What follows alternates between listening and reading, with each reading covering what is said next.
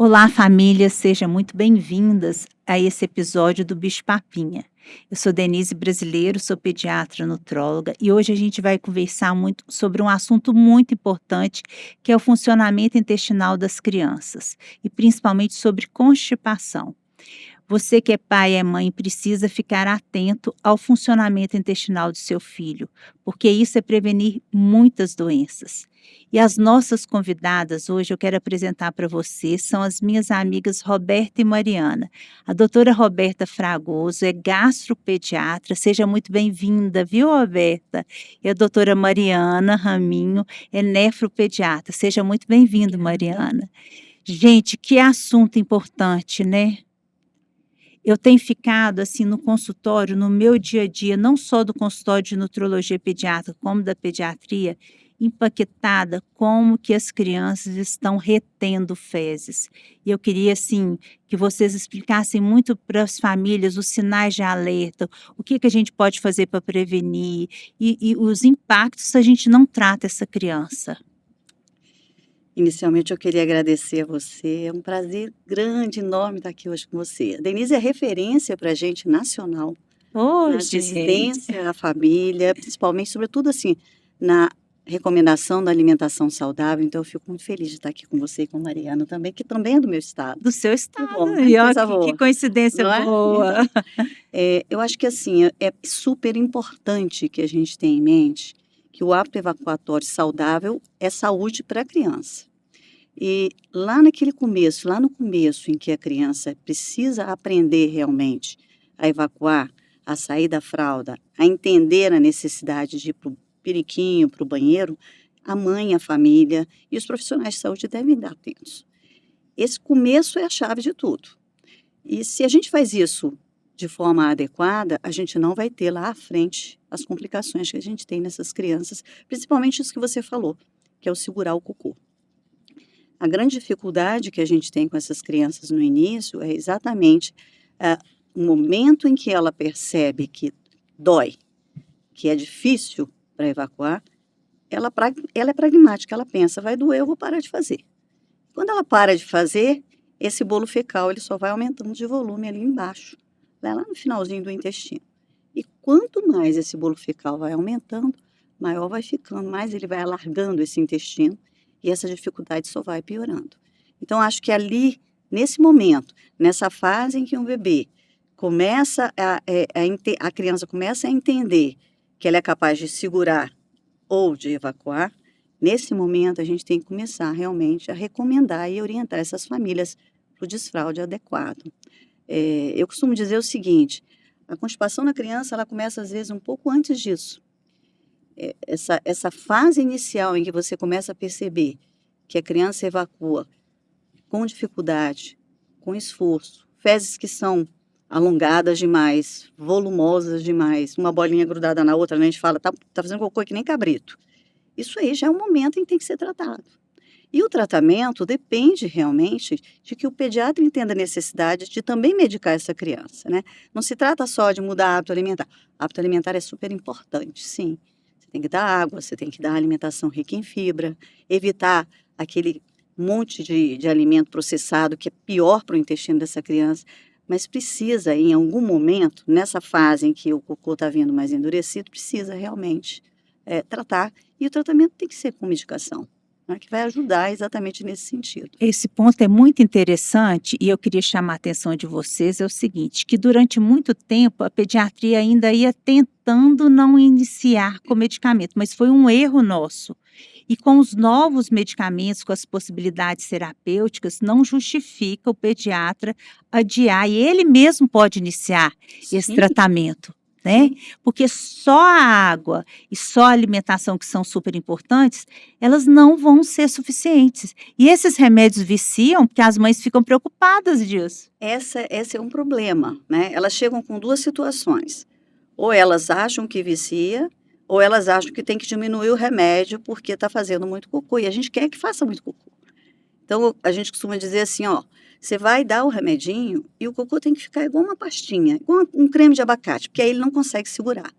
O cocô moldado, o cocô que tem forma, a criança segura. O cocô molinho ele não vai segurar. E ele vai esvaziando, esvaziando, e na medida que ele começa a perceber que o cocô não dói para fazer, porque está molinho, né? Não vai doer. Na hora que ele percebe isso, ele para de segurar. Ele para reflexamente de fazer aquilo que ele vem fazendo, que é aquele comportamento de retenção, né? Que a gente vê muitas vezes nas crianças que estão naquela fase de sair da fralda e não consegue sair, que fica no cantinho, que fica debaixo da mesa, que sai Escondido, correndo, né? escondido, que falar de cocô para ele é uma tragédia, tragédia para ele e para a família toda, porque toda a família quer que o menino evacue, e quando evacua todo mundo bate palma e todo Uhum. mundo, né, tá feliz. Então, assim, essa fase, no começo, lá no começo, e às vezes é precoce, né? Às vezes a gente não está falando aqui de 2, 3 anos de idade, às vezes é antes disso você tem que Antes de medicar, 2 anos. né?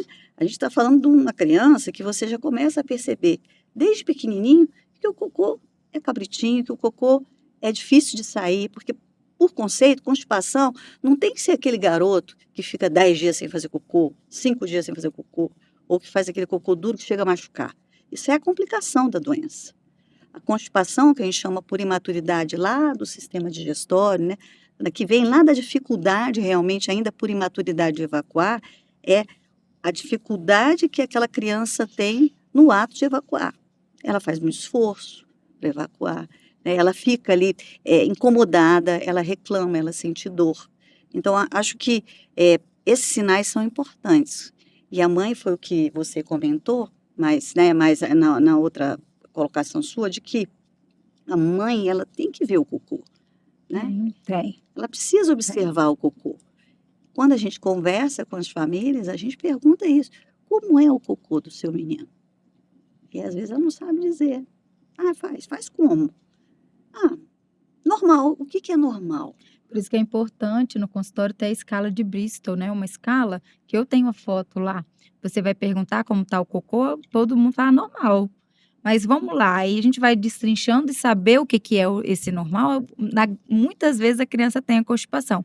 A escala de Bristol umas fotinhas do tipo do cocô. Aí eu, em vez de perguntar se é normal ou não, eu mostro ela e aí a criança ou a mãe, claro, crianças maiores, apontam.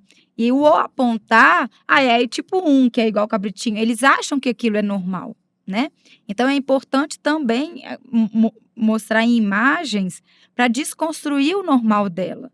E também esse hábito do fazer cocô, tipo assim, o entupir vaso também é uma Sim. característica, né? E às vezes a mãe acha que aquilo é normal porque sempre aconteceu isso, né? E a criança mesmo constipada, ela começa desde lá de trás mesmo, é um comportamento. Na introdução alimentar, é aquela criança que prende além da conta o intestino, aí você tem que orientar sempre, dar aqueles alimentos com muita fibras, a família tem que estar orientado. Claro que, assim, quando você faz a transição, né, do aleitamento para a introdução da comida, é natural que a criança faça, né, prenda um pouquinho mais o intestino. Mas aquela criança que já é constipada, é ali que ela já vai dando sinal. Então, o acompanhamento pediátrico faz toda a diferença para você já ver aquela criança que já tem um comportamento de constipação e para tratar o quanto antes, né? Só a orientação alimentar, foi aquilo que você falou. É muito importante alimentação com fibra e água, mas não é só isso. O tratamento precoce faz toda a diferença para que ele não evolua para as complicações antes. E olha que interessante, como que tá tudo junto, né? Por exemplo, a criança começa com uma constipação e às vezes ela não é seletiva alimentar, tá? Por vários motivos ela começou com essa constipação. Essa constipação não foi tratada, ela continua, essa criança começa a ficar empachada, ela perde o apetite, ela começa a ficar seletiva, aquilo vai virando um hábito, a seletividade vira um hábito. Então, de uma simples não funcionamento do intestino, foi o gatilho para ter uma seletividade alimentar. Sim. Então, é muito mais sério do que a gente imagina. Então, quando você, principalmente você pediatra que estiver escutando esse episódio, é muito importante sim preocupar desde o primeiro dia de vida como é que está esse intestino.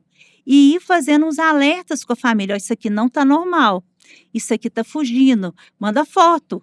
Eu não importo de receber foto no meu celular, porque através das fezes eu vejo muita coisa sobre o que está acontecendo de hábito dessa criança, né? Exatamente. E às vezes esse hábito, né, da dificuldade de evacuar, já é um hábito dentro de casa.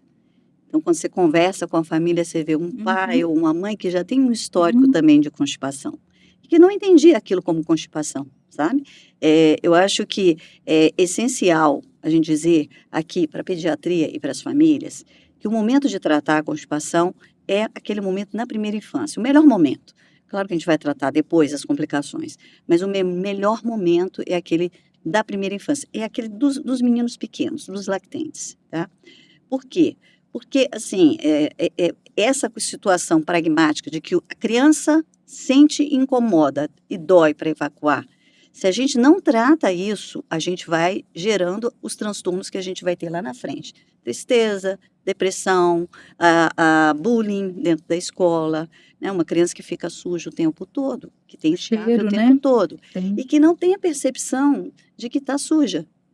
Porque na medida em que ela vai sujando a roupa, você percebe, mas ela já tem ali saturados os botões olfatórios, ela não percebe Ela o não cheiro. percebe o cheiro, né? E aí ela começa a sofrer com isso também. E a família começa a puni-la às vezes, achando que ela percebe, e ela não percebe. Então, eu acho que é por isso que a gente precisa tratar precocemente, para evitar todas essas dificuldades. Às vezes, a gente percebe alguma recomendação de encaminhar a saúde mental, a gente vê isso também. Mas a gente precisa entender que saúde mental é muito importante, principalmente nessa fase em que a gente já tem um processo instalado com complicações. A criança, ela não para de fazer cocô porque o cachorro morreu ou porque o pai e a mãe se separou, entende? Aquela criança pequenininha, ela para porque dói para fazer. Ela segura o cocô porque dói para fazer. Não é porque ela teve ali uma situação adversa naquela fase. Estou falando no comecinho. É claro que lá na frente, imagina, um menino que está sujando roupa, ele vai ficar mais agressivo, porque vai sofrer bullying. Aí tudo bem, a gente precisa realmente desse apoio emocional. Mas esse foco no tratamento com remédio, que precisa fazer, é importante. E a gente fala assim, tratar com remédio e tratar, e continuar tratando, e usar o remédio. Na maioria das vezes, o remédio que a gente usa é um remédio que ele não é absorvido, né? Não vai remédio, viciar. Exatamente. Ele passa pelo intestino e o que ele faz? Puxa água para dentro do intestino. Aí eu falo assim, faz que nem um liquidificador. O cocô tá ali, duro. Na medida que eu tomo o remédio, a água vai entrando para dentro do intestino e vai fazendo aquele bolo ficar mais macio, mais umedecido, mais fácil de ser eliminado. Então tem que tratar. Tem que tratar para justamente não associar a traumas, né? Uhum. E eles associam a questão do evacuar a dor, então o uso do vaso se torna muito mais prejudicado, e aí entra a questão da bexiga, né?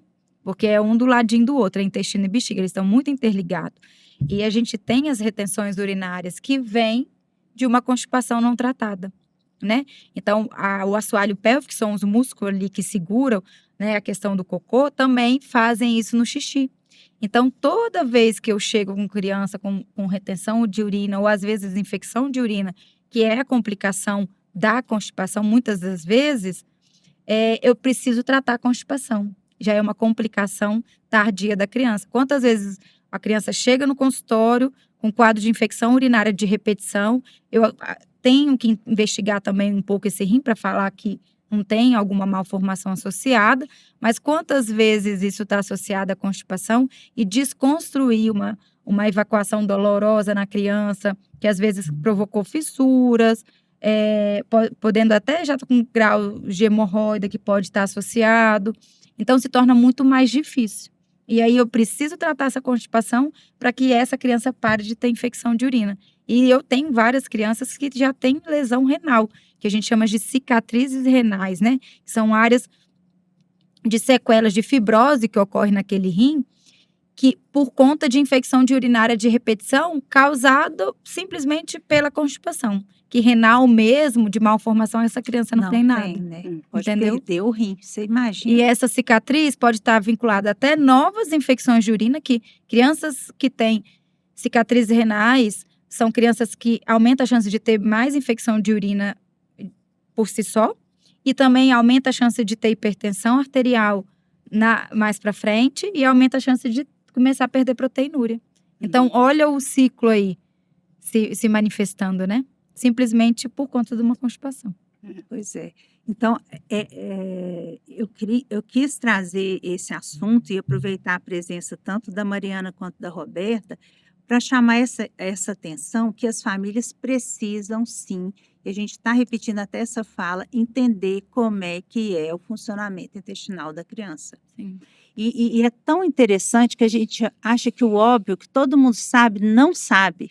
Às vezes eu recebo criança com 10, 11 anos e a mãe fala, a vida inteira foi assim. Exatamente. A vida inteira foi assim. Mas ninguém fez nada? Não. Aí um dia eu dava mais mamão, outro dia eu dava mais ameixa, aí eu dava isso. Não é isso, gente. Não é isso.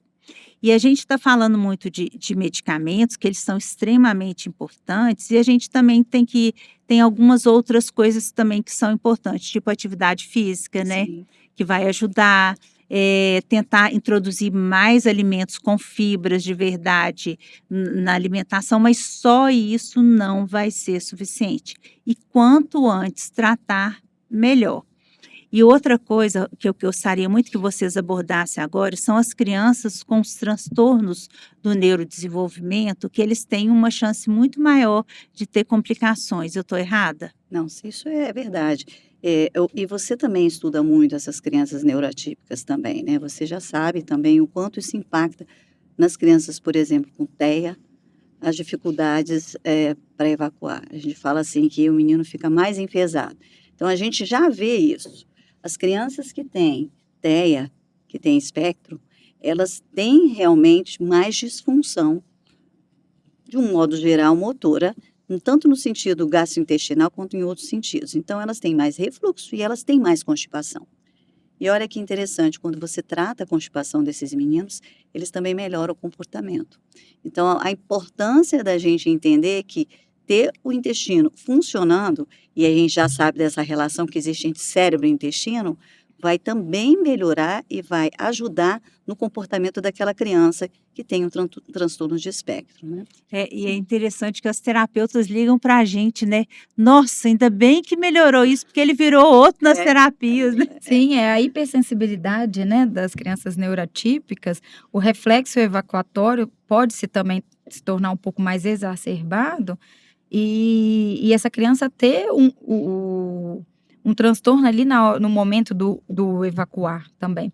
E outra coisa também de crianças, principalmente algumas síndromes que estão relacionadas a crianças hipotônicas, né? Que são aquelas fragilidades, tipo de músculos mais frágeis, crianças hiperelásticas, tem contribuído também essa hipotonia ocorre também no intestino. Então, essas síndromes hipotônicas estão associadas à constipação, né? Também, e são crianças que a gente precisa aumentar o olhar, né? Essa avaliação postural de como que é a flexibilidade dessa criança, hoje entra como investigação dentro da parte de fisioterapia da disfunção, tanto miccional quanto intestinal. Ontem, Roberta, você estava me contando um caso interessante que eu queria que você contasse aqui sobre o perigo desses treinamentos evacuatórios. Isso a gente de vez em quando observa crianças que são treinadas precocemente para o desfraude, para evacuar.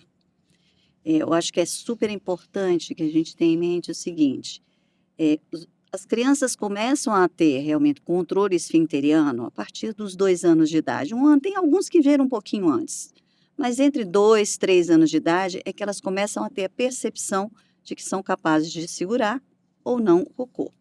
Então, eu costumo assim, orientar as famílias o seguinte, como é que acontece isso? Então, o cocô chega lá embaixo, ela evacua e começa a perceber que se ela quiser, ela segura o cocô ou deixa ele descer. Por quê? Quando o bolo fecal chega lá, ele dá uma pressãozinha no intestino e manda um comando lá para o cérebro. Opa, estou com vontade. Você com vontade, a gente faz o quê? A gente segura um pouquinho, vai lá procurar o lugar para fazer, senta, relaxa e evacua. É assim com a criança também. Então, quando você começa a perceber que a criança fala e ela entende isso, que ela está com vontade, nesse momento você começa a treinar e orientar a criança no momento certo. Se você faz isso antes disso, você condiciona. Então, você está fazendo alguma coisa que não é fisiológico. Você tem que fazer no momento certo. Se você começa a botar o seu neném com 10 meses, 11 meses, lá no piniquinho, onde ele não sabe o que está acontecendo, né? Ah, ele está fazendo uma forcinha, eu vou botar lá. E coloca ele para fazer isso, você está fazendo um condicionamento, que não é o ideal. E isso pode complicar, inclusive, e piorar a constipação dele no futuro. Então, é sempre importante estar atenta a essa situação de que a criança começa a dar sinais. Ela começa a tirar a própria fraldinha, ela olha e percebe, senta, e aí você vai fazendo as recomendações. Tem que ter o local adequado para evacuar, tem que ter um redutor de vaso, um apoiozinho para os pés. Não tem que ficar com o menino no vaso também 2 horas, né? Sim. Se você vai treinar, 10 minutos. Preferencialmente depois dele comer, que é onde você tem um movimento do intestino, onde a gente chama que existe um reflexo gastrocólico. Na verdade, em 2 momentos a gente sente vontade de fazer cocô. Principalmente depois que a gente come, depois de uma refeição, e quando a gente acorda. Eu não sei se vocês já perceberam, tem gente que tem de Sim, manhã cedinho. sim. Você está deitado, você levantou, você vai pressionar o bolo fecal lá para baixo, e aí você vai e evacua. E aí acontece da mesma maneira com a criança. Começa a treinar. E esse treino ajuda realmente a organizar a evacuação e a impedir que ela fique guardando o cocô. Porque, óbvio, quando ela está brincando e ela sente vontade, ela não vai querer parar aquilo que ela está fazendo, que é prazeroso, né?